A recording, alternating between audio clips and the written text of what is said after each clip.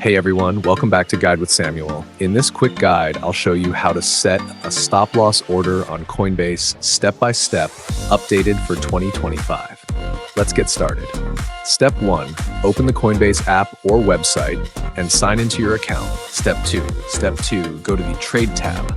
Find the cryptocurrency you want to set a stop loss for example, Bitcoin or Ethereum. Step 3, tap Advanced or Advanced Trade. This will open the full order settings where you can place different types of orders, including stop loss. Step 4, choose the sell option. Under the order type, select stop order. Step 5, enter your stop price and sell price. The stop price is the trigger. The sell price is the price you want to sell at once. The stop is hit. Make sure both are realistic and within market trends.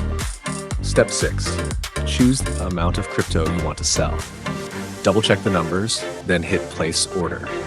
Tip: stop loss orders can protect your investments from big losses, but be aware that prices can move quickly and execution is not always guaranteed during high volatility.